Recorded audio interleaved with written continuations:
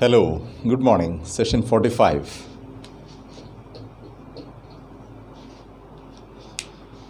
Today we are taking up a topic in between. We are going to talk on the grammar.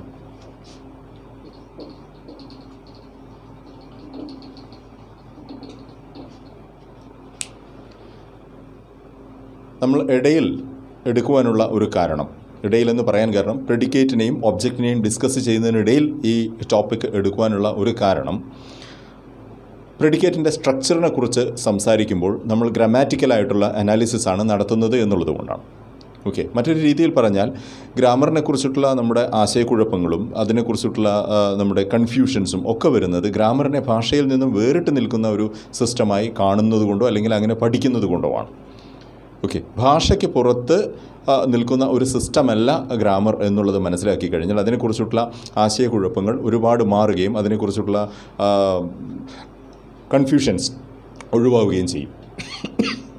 Okay, so we are going to look at this topic in some detail, something like an introduction to our detailed study of grammar. Anyway, we will be touching on this topic in detail in the classes that are yet to come.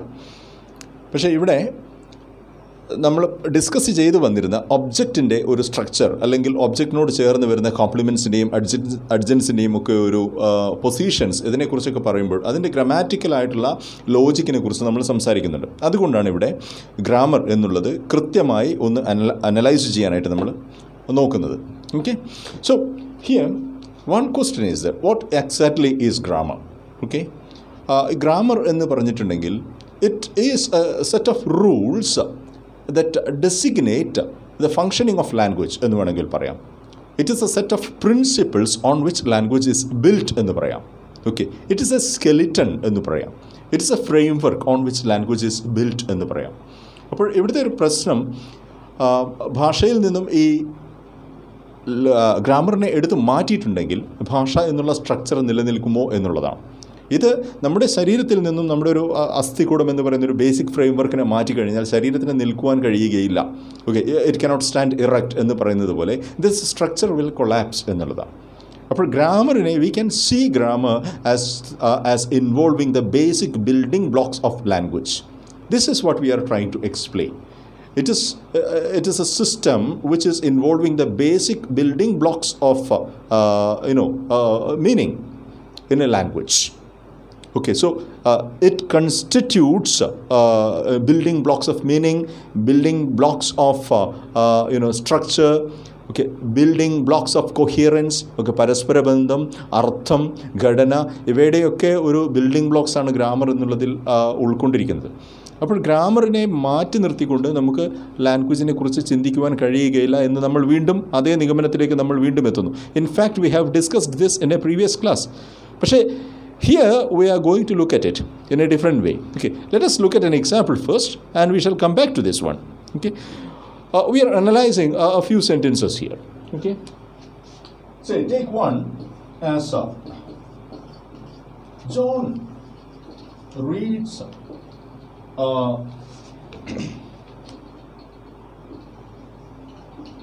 heavy and serious. What we mean is that books. Okay, John reads heavy and serious. In the same way, we are creating another sentence. John reads regularly. Okay, and of course we go to the last possible sentence here. John reads books. Okay. When we look at these three sentences, we can see that structurally they resemble each other. But grammatically speaking, they are different.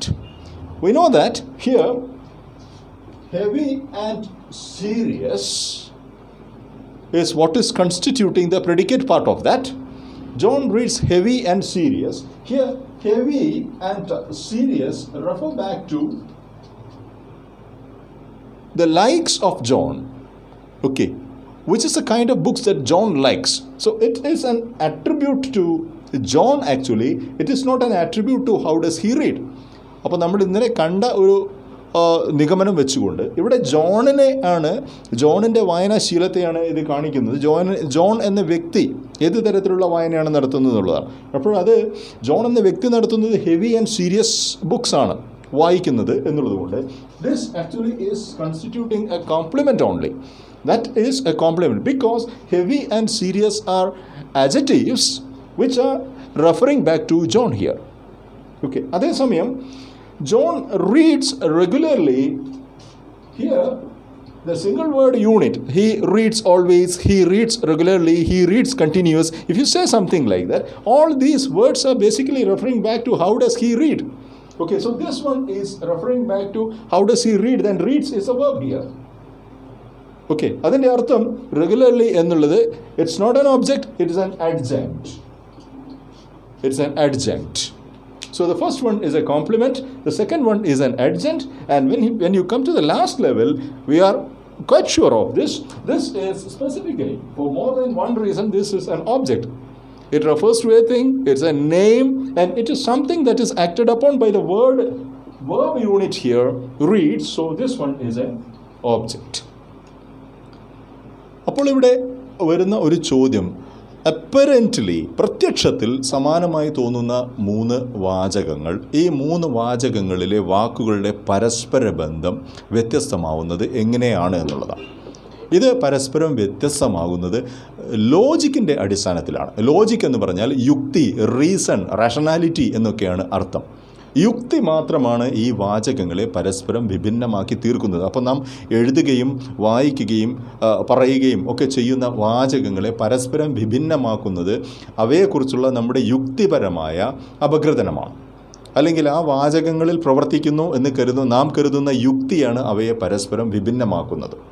Okay, അവയിൽ ഉപയോഗിച്ചിരിക്കുന്ന വാക്കുകൾ സമാനമായിരിക്കുമ്പോൾ തന്നെ യുക്തിപരമായി ആ വാക്കുകളെ വിഭിന്ന കാറ്റഗറികളിൽ, തരങ്ങളിൽ നമ്മൾ പെടുത്തുന്നതുകൊണ്ട് അവയിലെ യുക്തി ആ വാചകങ്ങളെ, അവയിലെ അർത്ഥങ്ങളെ, അവയുടെ സൂചകങ്ങളെ വ്യത്യസ്തമാക്കുന്നു എന്ന് നമുക്ക് കാണുവാൻ കഴിയും.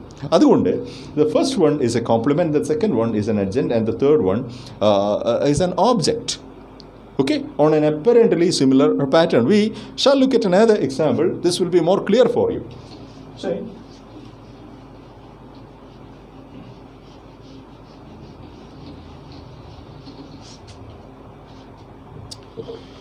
if you have a sentence like this, John has a car and John drives a car. These two sentences are apparently similar, but technically speaking, grammatically speaking, here the car actually is not acted upon by the verb here, has. Has, we know, is an auxiliary verb, right? Here, since there is no other verb coming here, this auxiliary verb is acting as a main verb. ഇതൊക്കെ അതിലെ grammar rules ആണ്. we will go to that later. എന്തായാലും has എന്നുള്ള verb act ചെയ്യുന്ന ഒരു unit അല്ല ഇവിടെ car എന്നുള്ളത്. It is an attribute to John actually. John is a person who has a car. Car ഉള്ളവനാണ് ജോൺ എന്നാണ്. കാറുള്ളവനാണ് ജോൺ എന്ന് പറയുമ്പോൾ this car is not an object, this is a complement. It's a complement to John. അത് പറയുന്നത് പോലെ തന്നെ it's a complement to John the person. John is a person who has a car. Okay, so here this word is not connected with the verb here, it is connected with John here. Whereas here, John drives a car, here this is the verb, and this verb is acting upon this one, and this becomes an object. In the second sentence, John drives a car is an object. അപ്പോൾ ഈ വ്യത്യാസം വരുന്നത് എങ്ങനെയാണ്? ആ വരുന്നതിന് പിന്നിൽ ഒരേ ഒരു കാരണമേ ഉള്ളൂ. ഈ 2 വാചകങ്ങളിൽ പ്രവർത്തിക്കുന്ന യുക്തി അല്ലെങ്കിൽ ലോജിക് എന്ന് പറയുന്നത് ഡിഫറൻ്റ് ആണ് എന്ന് മാത്രമേ ഉള്ളൂ.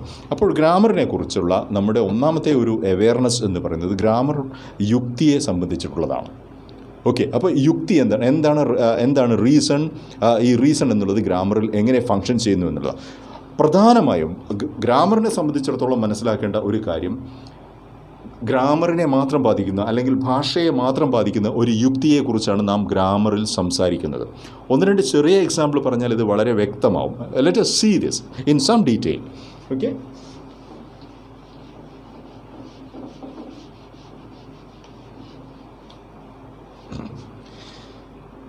See,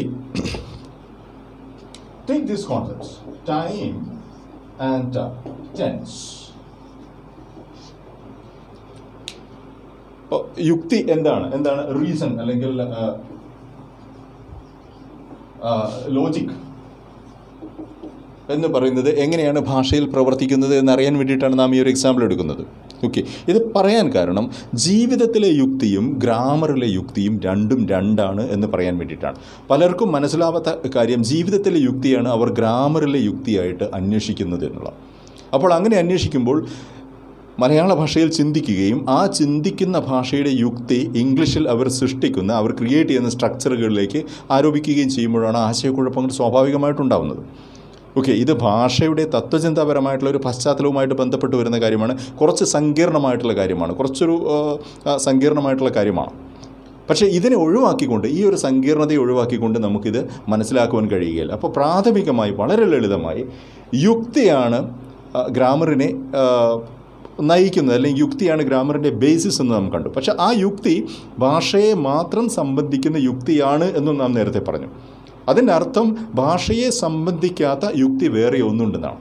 ഓക്കെ, അതായത് we have 2 different kinds of logic with us. Okay, one particular logic is pertaining to life, one is pertaining to our experience, our living, etc. Okay, നമ്മുടെ ഭൂമിയിൽ മനുഷ്യരെന്നുള്ള ജീവിതവുമായി ബന്ധപ്പെട്ടുകൊണ്ട്, നമ്മുടെ ചിന്തയുമായി ബന്ധപ്പെട്ടുകൊണ്ടാണ് ഒരു തരത്തിലുള്ള, നമ്മുടെ അനുഭവവുമായി ബന്ധപ്പെട്ടുകൊണ്ടാണ് ഒരു തരത്തിലുള്ള യുക്തി പ്രവർത്തിക്കുന്നത്. രണ്ടാമത്തെ തരത്തിലുള്ള യുക്തി നാം സൃഷ്ടിക്കുന്ന വാചകങ്ങളുടെ അർത്ഥവുമായി ബന്ധപ്പെട്ടുകൊണ്ടുള്ള യുക്തിയാണ്. അതൊരു തരത്തിലുള്ള കൃത്രിമ യുക്തിയാണ്. അതൊരു മാത്തമെറ്റിക്കൽ ലോജിക്കാണ് എന്ന് വേണമെങ്കിൽ പറയാം. ഗണിതപരമായിട്ടുള്ള മാത്തമെറ്റിക്കലായിട്ടുള്ള ഒരു യുക്തിയാണ് അവിടെ പ്രവർത്തിക്കുന്നതെന്ന് പറയാം. അത് പറയാൻ വേണ്ടിയിട്ടാണ് ഇവിടെ ഈ ഒരു 2 കാര്യങ്ങൾ എടുത്തിട്ടുള്ളത്. സാധാരണഗതിയിൽ ചിന്തിച്ചു കഴിഞ്ഞാൽ ടൈമും ടെൻസും ഒന്ന് തന്നെയാണ് നമ്മൾ ചിന്തിക്കും. ഓക്കെ, വേർബിൻ്റെ ടെൻസ് എന്ന് പറഞ്ഞിട്ടുണ്ടെങ്കിൽ വേർബിൻ്റെ ടൈം റെഫറൻസ് ആണ്, അതിൻ്റെ കാലമാണ്, വർത്തമാനകാലം, ഭാവി കാലം, ഭൂതകാലം എന്നുള്ള രീതിയിൽ നാം ചിന്തിക്കുന്നു. യഥാർത്ഥത്തിൽ ഗ്രാമറിലെ ടെൻസിനും ഗ്രാമറിലെ ടൈമിനും, നമ്മുടെ ജീവിതത്തിലെ ടൈമിനും തമ്മിൽ യാതൊരു ബന്ധവുമില്ല എന്നുള്ളതാണ്. കാരണം time is N concept of infinity. It doesn't have any beginning, it doesn't have any end. കാലം എന്ന് പറയുന്നത് നമുക്ക് അതീതമായിട്ടുള്ള ഒരു യാഥാർത്ഥ്യമാണ്. നാം എല്ലാം കാലത്തിൽ ജീവിക്കുന്നു എന്ന് മാത്രമേ ഉള്ളൂ. കാലത്തിൻ്റെ തുടക്കം എവിടെയാണെന്നോ കാലത്തിൻ്റെ അവസാനം എവിടെയാണെന്നോ നമുക്കറിയില്ല. അതുകൊണ്ട് കാലം അനന്തമാണ്. It is infinite. ഓക്കെ, അപ്പോൾ ഈ ഇൻഫിനിറ്റായ കാലത്തിനെക്കുറിച്ച് നമുക്ക് സംസാരിക്കാൻ പറ്റാത്തതുകൊണ്ട് when we need to speak on this infinity, we need to be cutting that infinity into comfortable pieces. നമുക്ക് സൗകര്യപ്രദമായ, കംഫർട്ടബിൾ ആയിട്ടുള്ള, കൺവീനിയൻ്റ് ആയിട്ടുള്ള ചെറിയ കഷ്ണങ്ങളായിട്ട് നമുക്ക് ഈ കാലത്തെ വിഭജിച്ച് നമുക്ക് സംസാരിക്കേണ്ടി വരുന്നു. കാരണം ഈ സംസാരിക്കുന്ന നമുക്ക് ഒരു ഭൂതകാലമുണ്ട്, നമുക്കൊരു വർത്തമാനകാലമുണ്ട്, നമുക്കൊരു ഭാവി കാലമുണ്ട് എന്നുള്ളത് കൊണ്ടാണ്. ഓക്കെ, സമയം അനന്തമായതുകൊണ്ട് സമയത്തിന് വർത്തമാനമോ ഭൂതമോ ഭാവിയോ ഇല്ല. ഫിലോസഫിയിൽ നമ്മൾ സാധാരണ പറയാറുണ്ട്, nobody can step in to the same river twice എന്ന് പറയാറുണ്ട്. ഒരാൾക്കും ഒഴുകുന്ന ഒരു നദിയിലേക്ക് 2 തവണ കാൽ വയ്ക്കാൻ പറ്റുകയില്ല എന്ന് പറയുന്നുണ്ട്. കാരണം രണ്ടാമത്തെ കാൽ വയ്ക്കുന്നതിന് മുമ്പ് നദി കൂടുതൽ ഒഴുകിപ്പോവുകയും ആ നദി മറ്റൊരു നദിയായി മാറുകയും ചെയ്തിട്ടുണ്ടാവും എന്നുള്ള ഒരു ഫിലോസഫിയിൽ ഒരു പ്രിസംപ്ഷനാണത്. Nobody can step in to the same river twice എന്നാണ് പറയുക. ഒരാൾക്കും ഒരേ നദിയിൽ 2 തവണ കാൽ വയ്ക്കാൻ പറ്റുകയില്ല എന്നുള്ളത്. ഓക്കെ, സമയത്തെക്കുറിച്ചാണെന്ന് പറയാം. അപ്പോൾ സമയം ഇൻഫിനിറ്റാണ്.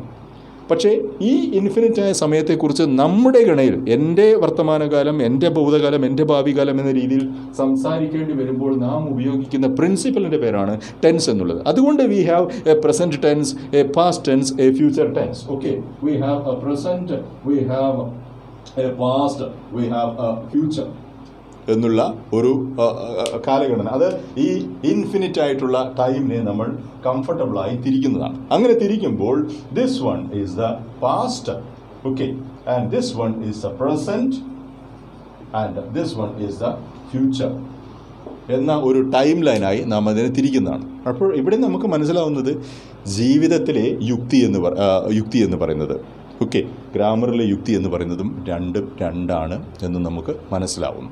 ഇതിലും ലളിതമായൊരു മറ്റൊരു എക്സാമ്പിൾ എടുത്താൽ ഇത് വളരെ എളുപ്പത്തിൽ നമുക്ക് മനസ്സിലാവും. ഓക്കെ,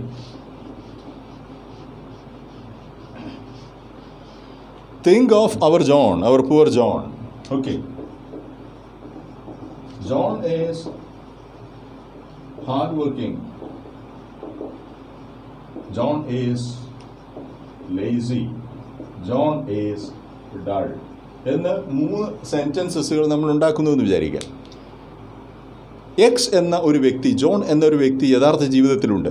ആ യഥാർത്ഥ ജീവിതത്തിലുള്ള വ്യക്തിയുടെ സ്വഭാവവും അയാളുടെ സ്വഭാവ സവിശേഷതകളും നമുക്കറിയുകയില്ല. പക്ഷേ ആ വ്യക്തി, നമുക്കറിയാവുന്നിടത്തോളം ജോൺ ഒരു പ്രത്യേകതയൊന്നുമില്ലാത്തൊരു സാധാരണ വ്യക്തിയാണെങ്കിലും ജോണിനെ കുറിച്ച് നാം വാചകങ്ങളിൽ, ഭാഷയിൽ ചില കാര്യങ്ങൾ പറയാൻ ഉദ്ദേശിക്കുന്നു. അപ്പോൾ നമ്മൾ ജോൺ നമ്മുടെ സബ്ജക്റ്റായി മാറുന്നു. നാം പറയാൻ ഉദ്ദേശിക്കുന്ന കാര്യങ്ങളുടെ കർത്താവായി ജോൺ മാറുന്നു. അത്തരത്തിലുള്ള ജോൺ, ആ ജോണിനെ കുറിച്ച് നാം പറയുന്നു ഹീ ഈസ് ഹാർഡ് വർക്കിംഗ് എന്നോ അല്ലെങ്കിൽ ഹീ ഈസ് ലേസി എന്നോ ഹീ ഈസ് ഡൾ എന്നോ നമ്മൾ ചില നിഗമനങ്ങൾ പറയുന്നു. അപ്പോൾ യഥാർത്ഥ ജീവിതത്തിലെ ജോണും അയാളെ സംബന്ധിക്കുന്ന യുക്തിയും ജോണിനെ ആസ്പദമാക്കിക്കൊണ്ട്, അടിസ്ഥാനമാക്കിക്കൊണ്ട് നാം നിർമ്മിച്ചിട്ടുള്ള വാചകങ്ങളിലെ യുക്തിയും രണ്ടും രണ്ടാണ്. ഇവിടെ ഈ പറയുന്ന കാര്യങ്ങളിൽ John is hard working, John is lazy, John is dull എന്ന് പറയുന്ന ഈ കാര്യങ്ങളിലെല്ലാം തന്നെ ഇവിടെ ഈ കാര്യങ്ങളിലെല്ലാം തന്നെ പ്രവർത്തിക്കുന്ന യുക്തി ഈ വാചകങ്ങളുമായി ബന്ധപ്പെട്ടുകൊണ്ടുള്ള യുക്തിയാണ്. അപ്പോൾ ജോൺ ഈസ് ഹാർഡ് വർക്കിംഗ് അല്ലെങ്കിൽ John is lazy and John is dull, ഇതെല്ലാം കോംപ്ലിമെൻസും അഡ്ജൻസും മാത്രമാണ്. Let us see how this is working. John is hard working. Hard working John. This is merely a compliment here. John is lazy, again it's a compliment, and John is dull, again it's a compliment. അപ്പോൾ ഈ ഒരു കാര്യം വരുന്നത് John എന്നുള്ള വ്യക്തിയെ ആശ്രയിച്ച് അല്ല, ജോണിൻ്റെ യഥാർത്ഥ ജീവിതത്തിലെ യാഥാർത്ഥ്യത്തെയും അതിൻ്റെ യുക്തിയെയും ആശ്രയിച്ചല്ല. ഈ വാചകങ്ങൾ നമ്മൾ നിർമ്മിക്കുന്നത് ജോൺ എന്ന ഒരു സബ്ജക്റ്റിനെ എടുക്കുകയും അതിനെ ഒരു സിംഗുലാരിറ്റിയായി കാണുകയും ആ കാണുന്നതിനെക്കുറിച്ച് നമുക്ക് അഡീഷണലായിട്ട് പറയാനുള്ള ഇൻഫോ കൊടുക്കുകയും ചെയ്യുമ്പോൾ ഉണ്ടാകുന്ന യുക്തിയാണ് ഈ വാചകങ്ങളുടെ അടിസ്ഥാനം. അപ്പോൾ ഇതിൽ നിന്ന് നാം എത്തുന്ന നിഗമനം യഥാർത്ഥ ജീവിതത്തിലെ യുക്തിയല്ല ഭാഷയിലെ യുക്തി എന്നുള്ളത്. ഭാഷയിലെ യുക്തി ഭാഷയിൽ നാം നിർമ്മിക്കുന്ന സ്ട്രക്ചറുകളുടെ യുക്തിയാണ് എന്നുള്ളതാണ്. ഈ ഒരു കാര്യം മനസ്സിലാക്കുകയാണെങ്കിൽ മാത്രമേ ഗ്രാമറിനെ യുക്തിയുടെ അടിസ്ഥാനത്തിൽ നമുക്ക് മനസ്സിലാക്കുവാൻ കഴിയുകയുള്ളൂ. So what is functioning within is A system of logic, and A system of logic which is particularly which is exclusive to language only. ഭാഷയ്ക്ക് മാത്രം പ്രസക്തമായ, ഭാഷയിൽ മാത്രം റെലവൻ്റ് ആയിട്ടുള്ള, ഭാഷയിൽ മാത്രം പ്രാധാന്യമുള്ള ഒരു സവിശേഷ യുക്തിയാണ് ഭാഷയിൽ പ്രവർത്തിക്കുന്നത്. ആ യുക്തിക്ക് ഭാഷയ്ക്ക് പുറത്ത് അർത്ഥമില്ല. ഇത് നമുക്ക് വ്യക്തമാവാൻ വേണ്ടി ഒരു ചെറിയ എക്സാമ്പിൾ കൂടെ നമുക്ക് നോക്കാം.